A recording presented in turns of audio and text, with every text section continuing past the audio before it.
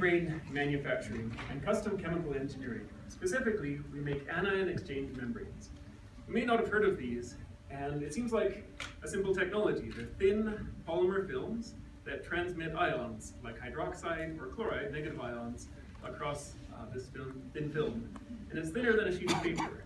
However, this drives the durability, performance, and cost of many, many clean tech devices that you have heard of.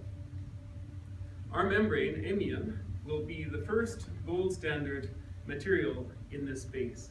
Unlike cation exchange membranes, which have had a material made by DuPont named Nafion as a standard for the last 30 years. Why now? Well, it turns out that worldwide markets for energy storage, clean energy generation, wastewater treatment, water and gas purification, and improved industrial processes such as smelting acid regeneration have been increasing at a rapid rate. Fuel cells, for instance, have been increasing at a rate of 30% per year for the past 20 years. Energy storage increased 243% last year in the United States alone, and our membranes are the best materials for the most promising technologies for grid-level energy storage, including redox flow batteries and metal air batteries, both. We're also looking at energy generation, both established markets and emergent markets, such as alkaline anion exchange fuel cells, which do not require platinum, unlike traditional fuel cells, which reduces the stack cost by 60% or more.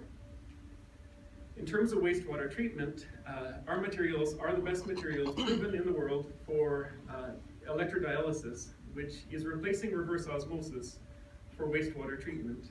Not only does it use less energy than traditional reverse osmosis to treat things such, not just to produce clean water, but to treat fracking water and mine tailings.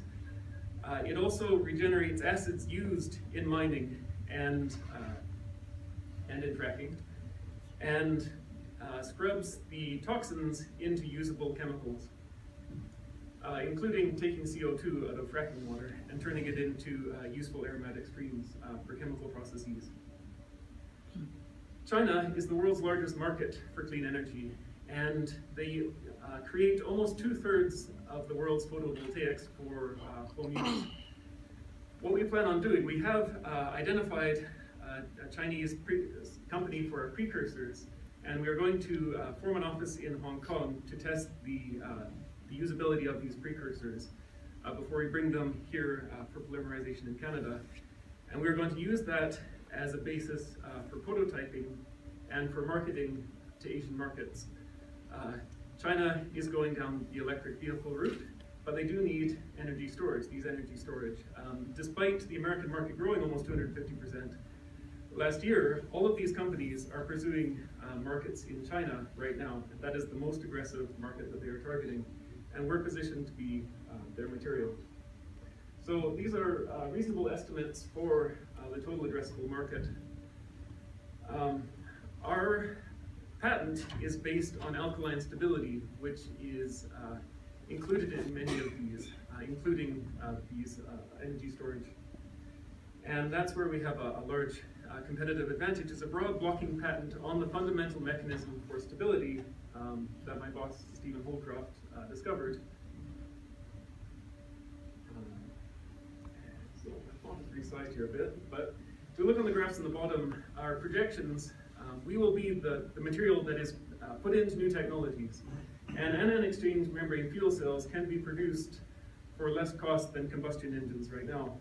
And based on a cell that I made myself, making hydrogen based on water electrolysis, we are the only technology to show that we can do it less than reforming natural gas.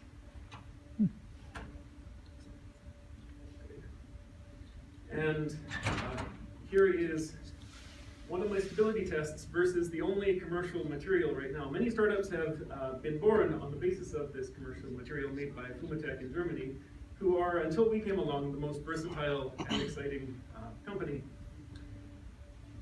We get 30 times the stability. This is my water electrolyzer. It operated quite nicely for about a week, And it kept on operating, but I just ended the experiment because the Fumatech material had broken down within a day. The current materials have poor durability and low performance, and that is the industry pain that we are addressing with our materials. We have assembled the best possible team in North America. Stephen Holdcroft has the academic reputation to make amine the gold standard worldwide. He is the chair of the SFU chemistry department and has spent a career with SFU and the National Research Council developing strong, high-performance functional materials. Tim Peckham, who is in the audience here, is our CTO and has experience with Ballard Advanced Materials, taking these materials all the way from precursors to ready-to-sell polymers. What we have is one product off the line that is adaptable to all of these applications I've mentioned. I have the device end experience. I have run the only alkaline water electrolysis and fuel cells in Canada. China Vesten is a serial entrepreneur based in Vancouver who also has a PhD from our group and an MBA from UBC. And he has a close relationship with the NRC and funding agencies.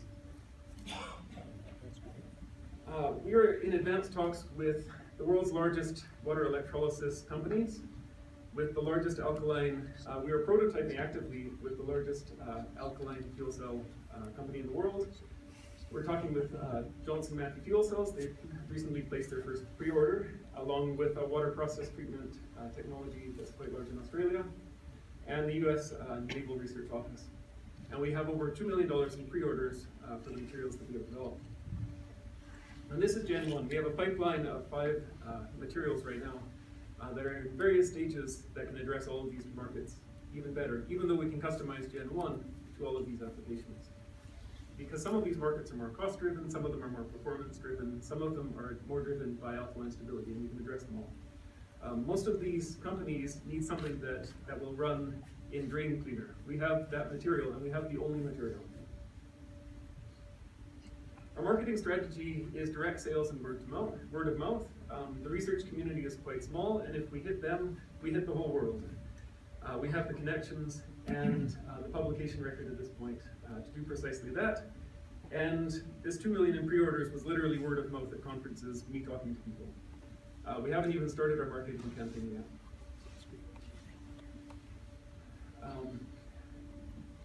Tokiyama here is a Japanese company also, and they're making a market exit right now, but here's our price and durability matrix.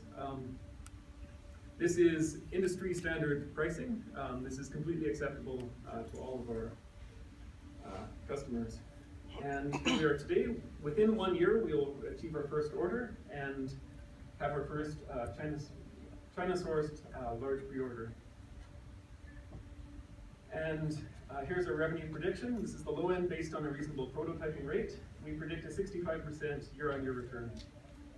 And the ask is a $3 million investment split between equity sales and convertible debentures, which will be matched by the BDC and other government organizations.